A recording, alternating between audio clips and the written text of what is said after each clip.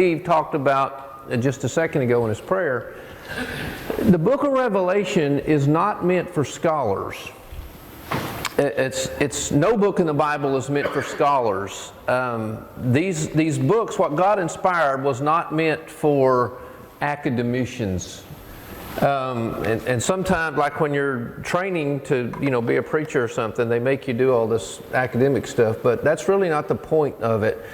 The point of it, it's all meant to be very practical stuff, and I just want to underscore this. Revelation is meant to be practical, and it is a very practical book, and that's really what I want to talk about tonight, is the practical implications of the book. And I have done a lot of groundwork, hopefully, on the background of the book, when it was written, why it was written, to whom it was written, given a lot of historical data and all that. And that is important because if you don't have some historical controls on any book of the Bible that you are reading, you can make it mean whatever you want to. Let me give you an example of something I found this week. This is how some people interpret the book of Revelation. We're going to look here in chapter 17 tonight, and there's going to be discussion about this woman who is a harlot and riding on a beast. Some people's interpretation of that is that's talking about Hillary Clinton. And they're dead serious about this. And Barack Obama is the false prophet, they will say, and they are dead serious about this. Now here's the point that I want to make. Whether you like or agree with Hillary Clinton's politics, or you could put Nancy Pelosi in there, or whoever your favorite bad guy is, or whichever president you think is the worst one, whether it be Obama or it might be somebody else for you. I don't know everything that the book of Revelation is talking about, and I'm sure that I'm not 100% right on interpreting what all those symbols mean, but I am 100% sure of this. It's not talking about Barack Obama or Hillary Clinton. How would that speak to people living under Roman oppression in the first century? That's what you always got to think about. That's who the book was written to. People who lived in an ancient time under Roman Empire and under the influence of this ungodly nation. He was writing to those people. That's why I've talked so much about the historical background and the historical controls that we have to have. Because what a lot of people do is they immediately jump to current events, this being just a few years ago, they immediately jump to that, and then they take those current events and they read them back into the book of Revelation, and then they make it mean whatever they want to. That is a horrible, horrible way to do Bible study and to do Bible interpretation. And so that's why I've spent a lot of time talking about the history and the background and so forth of the book of Revelation. So tonight we're going to get into chapter 17, and this is the image that dominates chapter 17. You have this beast, this seven-headed beast, and it has 10 horns, and you have this seductive-looking woman who is also called a harlot or a prostitute, however your version reads it, and she's riding on the back of this beast. What is he talking about?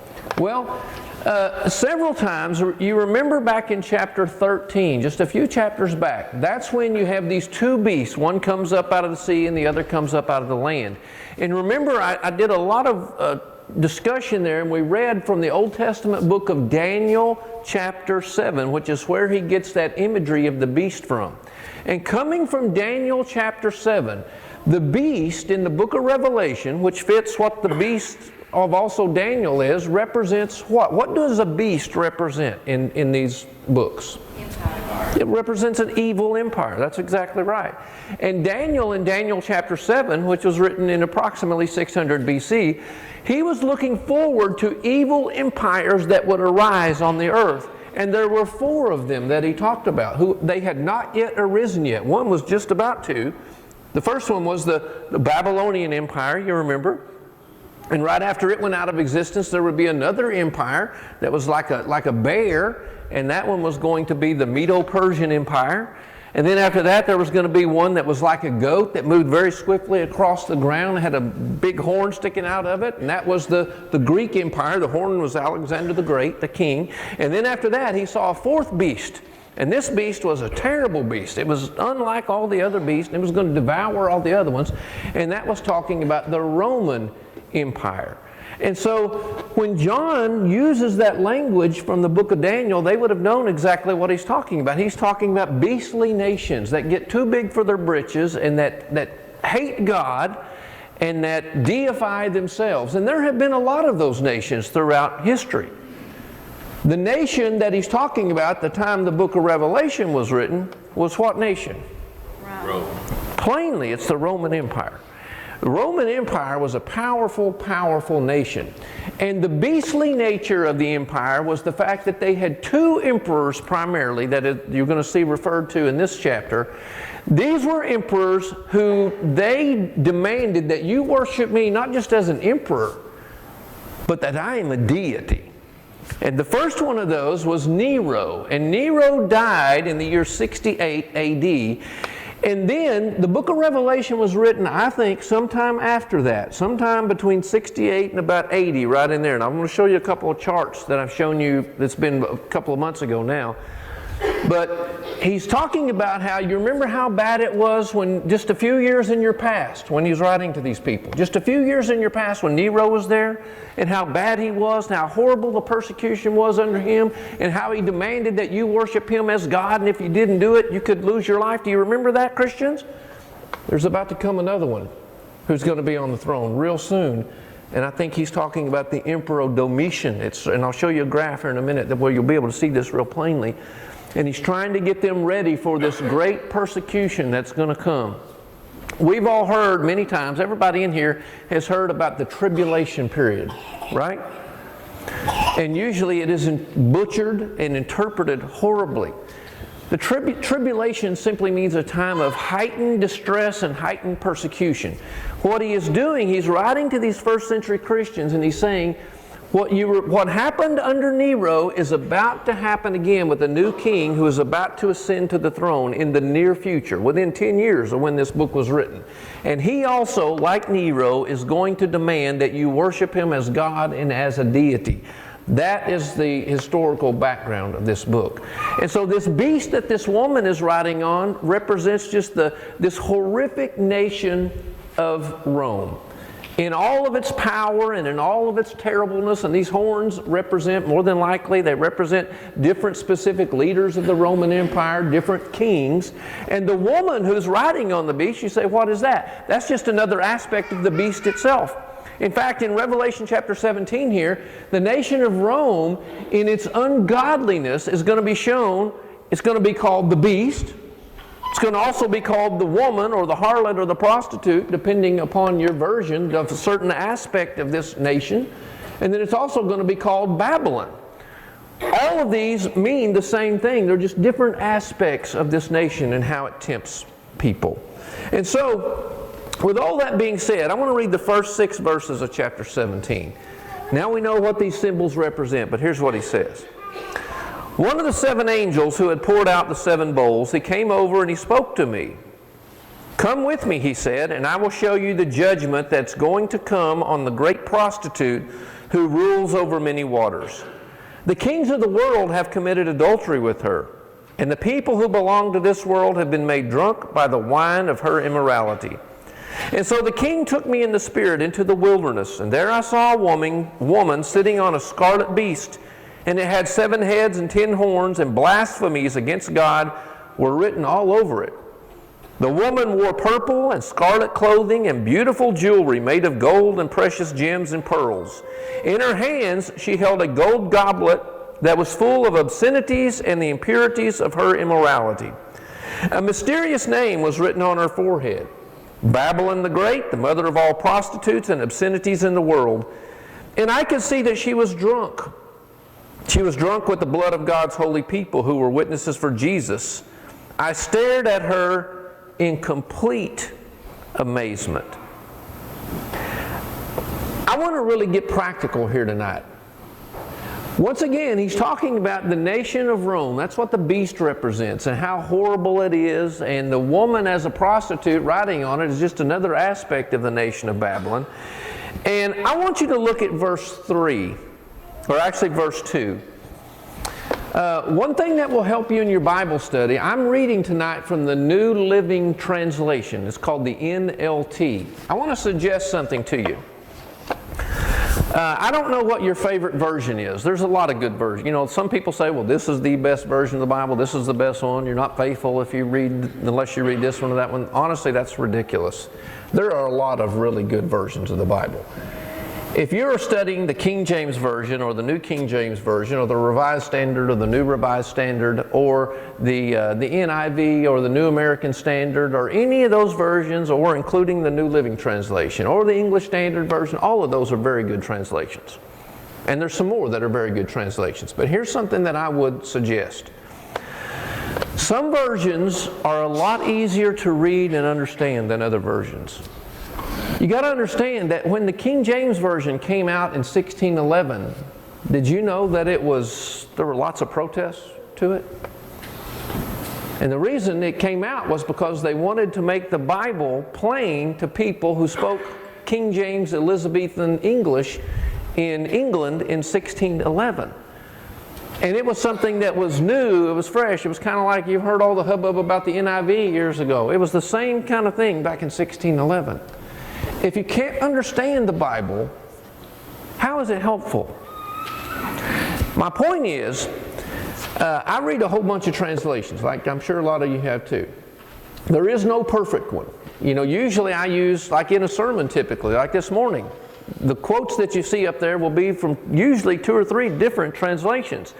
And you might ask, well, how come you do that? Because in my study during the week, I pick one that I think represents the sense of the passage best that's going to connect with this modern audience. In my humble opinion, if you want to get a version that really helps you understand what the text is saying and opens up insight that you never thought about, I would read the New Living Translation. I have a whole bunch of Bibles, like you probably do too, and even if you don't have a bunch of hard copies, you have a cell phone, you have a Bible app on there that has more versions than you can ever read. For my daily devotional reading that I do, like reading through the Bible this year along with the rest of you, I use the New Living Translation. It's because it puts in modern language things that are hard to understand. For example, we all remember the story of Noah in the Old Testament when he says, make the ark this many cubits by that many cubits by that many cubits. Nobody uses a cubit anymore, or at least around people I know. Nobody uses a cubit anymore as a unit of measurement. And so you have to look it up in the notes. Well, what did that mean? Well, it means 18 inches, and then you have to go and translate it and so forth. If you're reading the New Living Translation, it'll just say, God said, make it this many feet by that many feet by that many feet. It does that all throughout the whole Bible. My point is, if you want a version that's really readable and very understandable, that will really help you understand Scripture, along with whatever your current favorite version is, if you're having a hard time understanding that one, right after you read that one, read the New Living Translation. And it will greatly help you to understand. Okay, so with that in mind, look in verse 2, the New Living Translation. Yes? Contrast that to the Living Bible paraphrase. Oh, the Living Bible, yeah, what Steve said, contrast that to the Living Bible paraphrase. Let me, I wasn't planning on talking about this, but I will. Let me just do an aside here for a second. A translation, here's the definition of a Bible translation, which, the New Living Translation is a translation. The NIV is a translation. English Standard Version is a translation. Here's how these things work.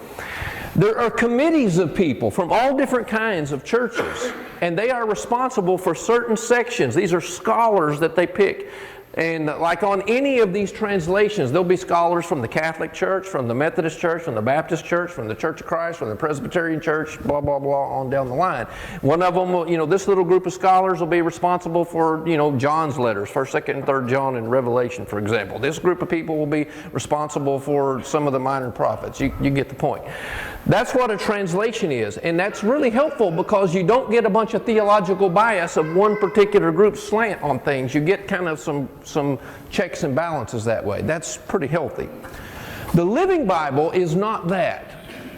By the way, it's not that I have a Living Bible. I don't use it for my study Bible.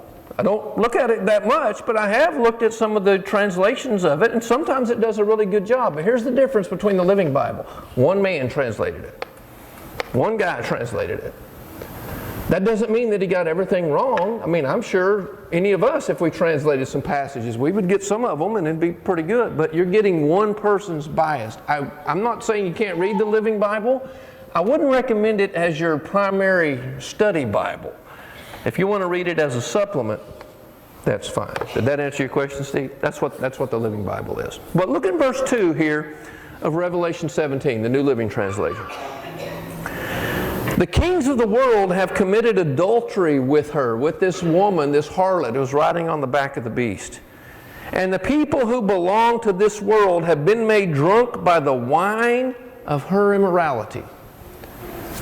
The nation of Rome at this time is described in two ways. Described as this horrible beast with these 7 heads and these 10 horns, and also described as this woman, this harlot, who it says has made people drunk by the wine of her immorality. And the people of the world have committed adultery with her. He's specifically talking about the nation of Rome then. But you know what? There have been lots of beasts. Lots of beastly nations throughout history. There are beastly nations now. In fact, there are some aspects of the United States of America that are beastly. Though I don't think we're a beastly, horrible nation, there are certain aspects of our country. I don't think, there's not a whole lot of doubt about that. So with that in mind, knowing that Satan uses countries, he uses empires to seduce people and to delude people and to deceive people and to bring harm to people. He certainly does that. My question for us tonight is, I'd like to get just a little discussion.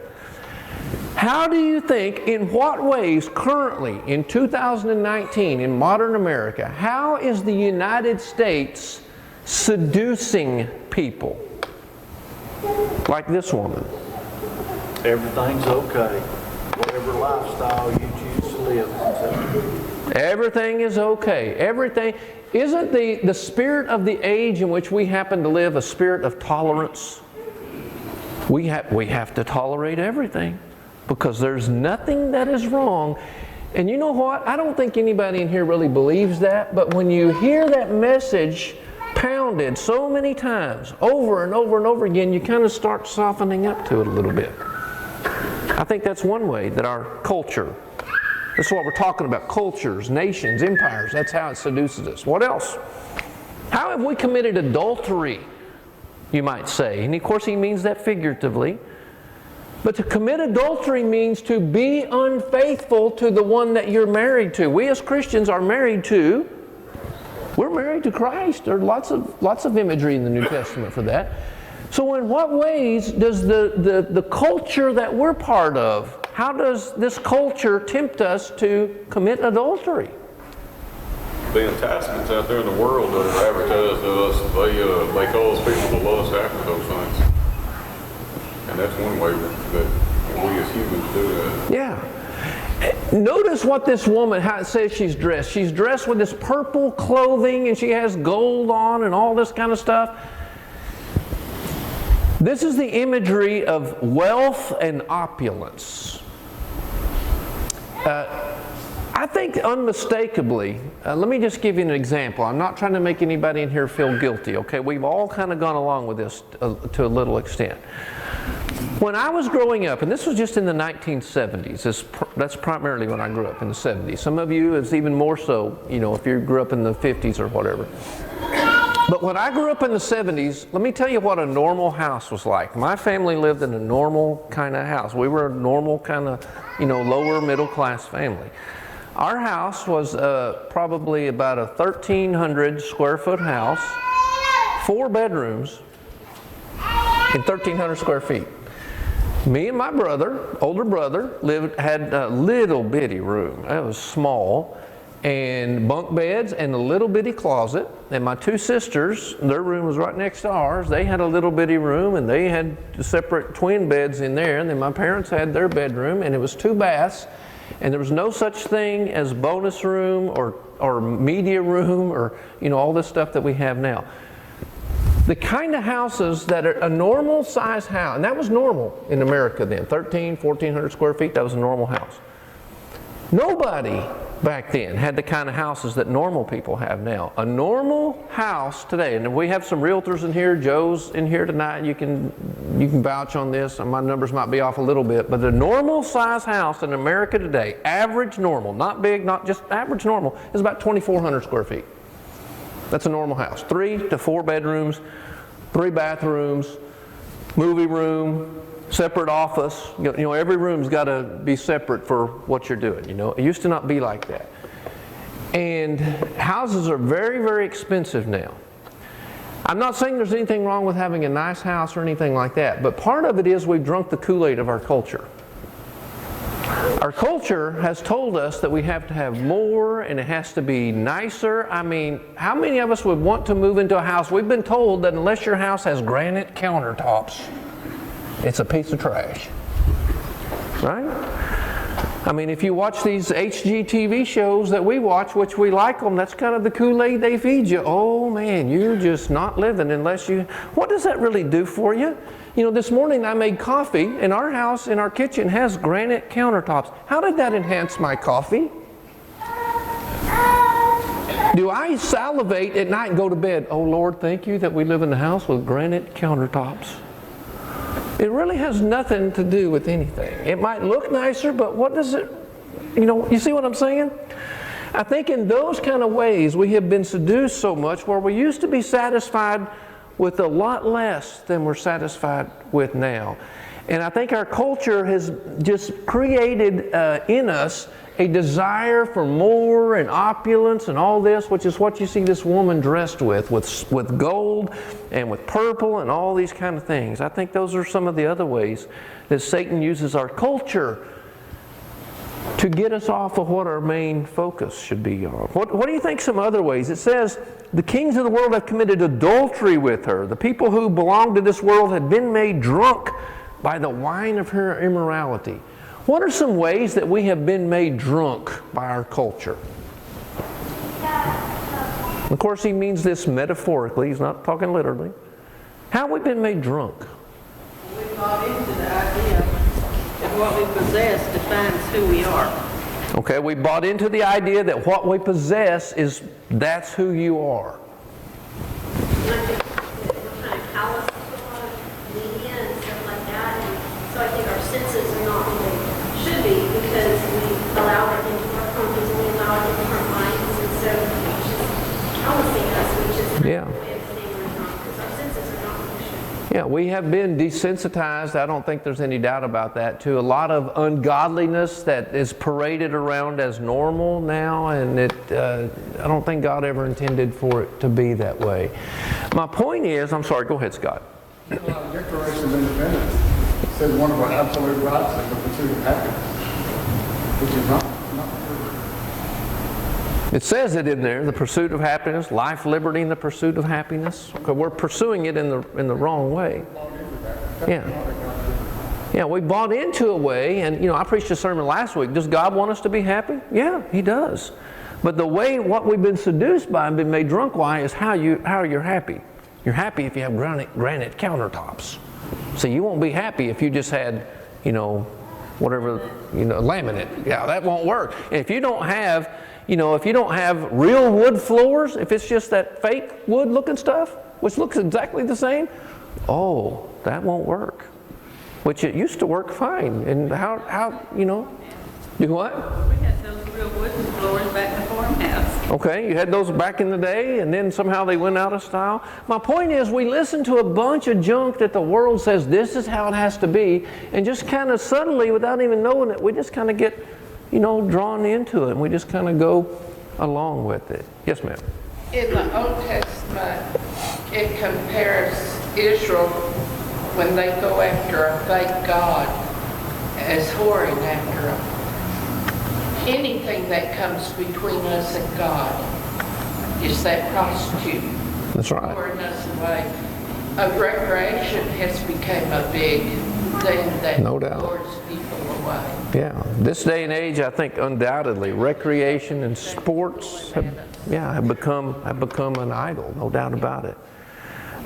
So the point in all this is Even though he was specifically talking about Rome to the people he was writing to, there are principles that still apply to us today.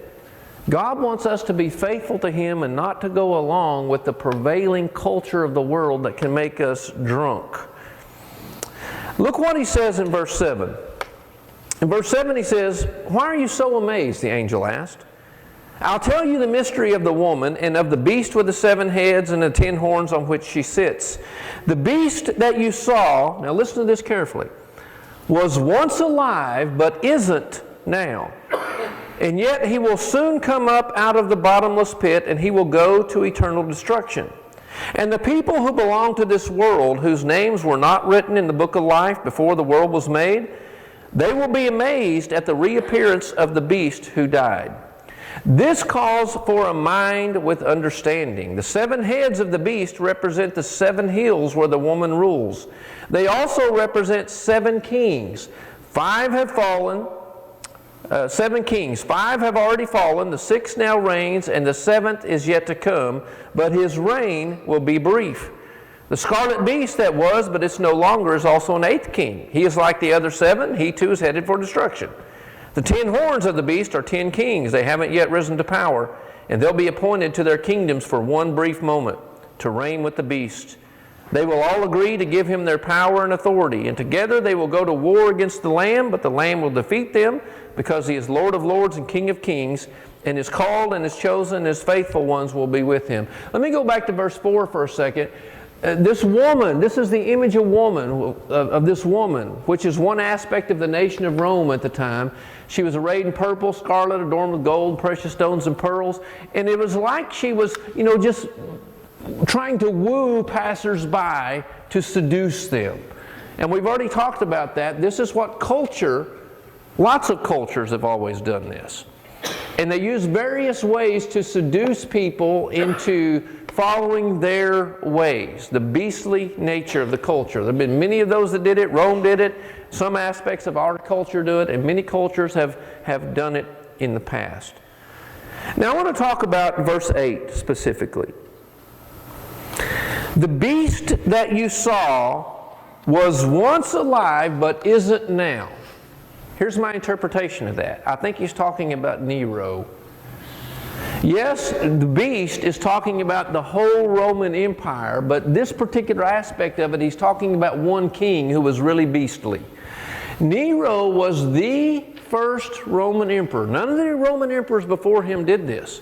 He was the first Roman emperor to say, "I'm not just your emperor, I'm God. I'm deity, and you have to worship me as deity." And he began persecution on people who would not worship him as a deity. So in that sense, he had a beastly nature. And John, when he is writing this, says, "The beast that you saw," past tense, "he was once alive, but he isn't now." Talking about Nero, I think. Nero died in the year AD 68. So if John is writing this to this first century group of Christians, and he's writing about this beastly emperor who is now dead, what does that tell you about the time when this was probably written? It had to be after what year? Had to be after 68, when Nero died. Could I be wrong on that interpretation? Oh, no doubt I can be wrong. I may get to heaven and God say, "Man, Mike, you really blew it that Sunday night. That's not at all what I was talking about." But that's not going to keep me out of heaven. But I think that's a logical interpretation.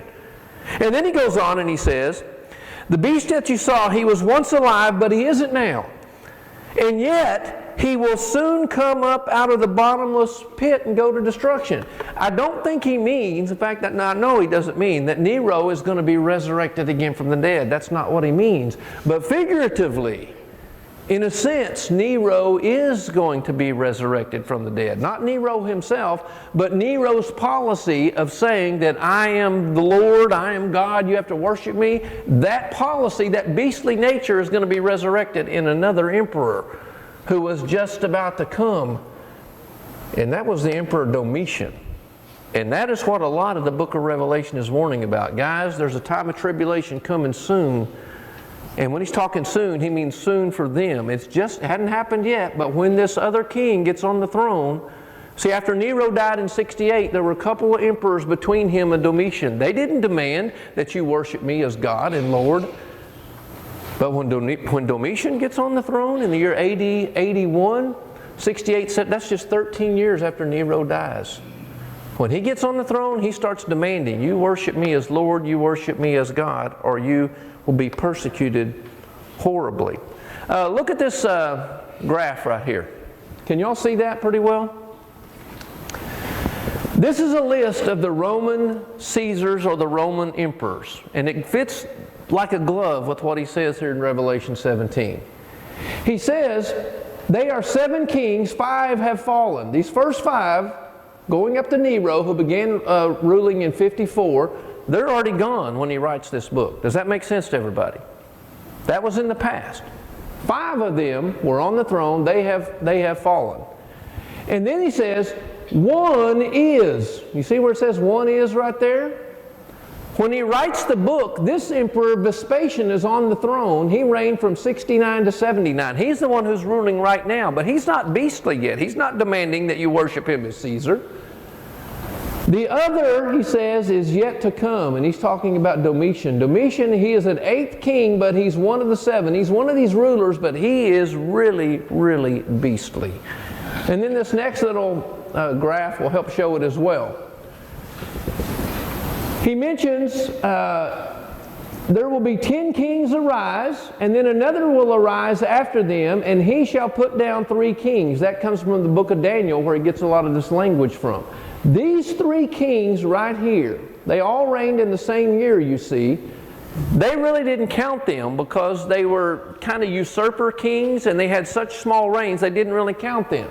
So he says, there'll be 10 kings arise, and then another king's going to arise after them, and he, talking about Vespasian, he is going to put down these 3 kings. And then after that, there's going to be another one who's going to reign a short period of time. That's Titus. He only reigned for 2 years. And then they're all pointing to Domitian, this last king who was a beastly, beastly king, and he persecuted these Christians horribly. I want you to notice what it says here in verse 12. He says they're going to be appointed to their kingdoms for a brief moment. And he's contrasting the reign of these persecuting Caesars. He's contrasting them with the eternal reign of God. Guys, I know it looks bad right now, and it's about to get a lot worse, and I know if you're living in that time period, things are going to be incredibly difficult. But their reign's going to be for a short period of time. It's not going to last forever. And they're not God. So keep hanging in there and keep on keeping on, and one day God is going to bless you for all this. Let me stop right there while we're on this map before I go to this last little section here and see, does anybody have any question about these emperors and what he says and what he means by, you know, the one who was and is not and is to come and all that kind of stuff? Anybody have any questions about that? When we all get to heaven, it may very well be that the Apostle John gets us all in a class, and he may say, hey guys, let me tell you what my book is about. Do you remember that night back in 2019? You know, it might be, 100 years ago when your preacher told you this. Boy, your preacher wasn't very smart. That's not what I meant by that. It could be that's true. Even though if that's not specifically what he means, I think it makes sense. I think that's what he means. But the point is, there are going to be beastly countries, there are going to be beastly empires, there have been, there was then, there has been since that time, but none of them last forever. They all rise and they all fall because everything ultimately is going to succumb to the will of God, our Heavenly Father. And that's what I want to stress in these last few verses. Look what he says in verse 15. Then the angel said to me, the waters where the prostitute, that's the Roman Empire and her role of seducing and deluding people, the waters where the prostitute is ruling represent masses of people over every nation and language. The scarlet beast and his 10 horns, they all hate the prostitute, and they will strip her naked, eat her flesh, and burn her with fire. Did you notice something kind of ironic in verse 16? Anybody? Look at verse 16 closely. The scarlet beast and his 10 horns, they hate the prostitute. Isn't the scarlet beast, isn't that the beastly nature of Rome? And isn't the prostitute another aspect of Rome? So how does How does the beast, who is also representing Rome, also hate the prostitute, who's another aspect of Rome? They hate each other. How does that work? It's like they're fighting each other. Which I think is his point. Destroyed from within. Destroyed from within. One of the things that brought down the Roman Empire was a bunch of internal disharmony and conflict, and I think that's what he's talking about. And then look in verse 17. This is a great verse to underline. God has put a plan into their minds, talking about the beast and this woman, a plan that will carry out His purposes. Everybody think about that for a second. As I said this morning in the sermon, God, this is God's world. He created it, and He is always at work in it. And no matter how powerful a country is, no matter how beastly a nation is, this says God has put a plan into their minds, a plan that's going to carry out His purposes. No country, no person, no entity, no philosophy can thwart the ultimate purposes of God. God's purposes are ultimately going to be carried out, and that ought to put a big smile on our face. Because I don't know about you, but when I look around, and if you read the news or watch the news on television, which I quit doing 10 years ago, because it's always the sky is falling, everything's horrible, you know. And I don't know if you pay much attention to the stock market, but if you read little news flashes of the stock market on your cell phone, like I do sometimes, here's what they say. It'll happen this week. Watch. Oh, the stock market is up 200 points this week. Everything is great. The very next day, oh, the stock market's down 100 points. Oh, you might as well sell all your stock. Everything's falling apart. The next day, they say the direct opposite. It's back and forth and back and forth and back and forth. It's just a bunch of hysteria. Fear-mongering is what it is. But what God wants us to know is my purposes cannot be thwarted ultimately. I want to show you a passage that I projected up in the PowerPoint this morning. It's in Ephesians chapter 1, verse 11, but it's so good, I want us to all be reminded of this verse, talking about how you can't thwart God's purposes. Look in Ephesians chapter 1, verse 11. It says, "Furthermore, because we are united with Christ, we have received an inheritance from God." Now listen to this.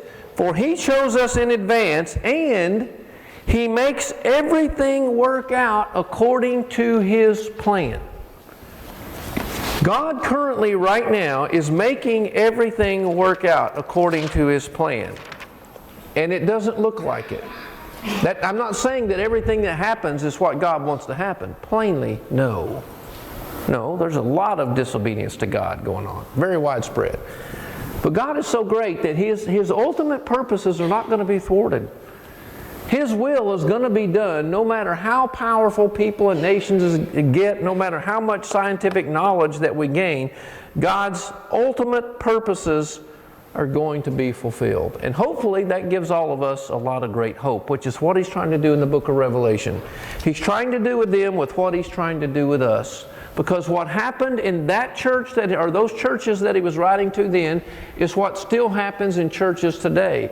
And this is what church leaders, elders and ministers and so forth, spend a lot of time thinking about, praying about, and talking about. Why do people get disillusioned and just quit? Why do they do it? Why do people who were once real faithful, real active, real soldiers of the Lord, they just lose all steam and quit? Why do they do that? Discouragement. But the plan you're talking about, God has a plan for every one of us. And if we don't follow His plan, He'll find someone else. Why do people get discouraged, though? Why do they get disillusioned in the first place? They put their faith in other people. In the wrong thing. Okay, they're putting their faith in other people. They're not seeing the big picture, which is what I'm trying to get. This is what Revelation is about. Revelation is God trying to say, guys, look, I want to show you the big picture. I know the battle's hard down there. I know when you're in the midst of the game. I've likened Revelation to a football game that's a very intense struggle between two teams. And when you're in the midst of the battle, sometimes you can't see the ultimate end. He's saying, guys, let me show you the big picture. Don't forget the big picture. And this is what I just want to encourage and leave everybody in here with. There are people probably, my experience tells me, sitting in here right now who will get discouraged and quit sometime within the next couple of years. I wish that wasn't the case, but it usually is the case.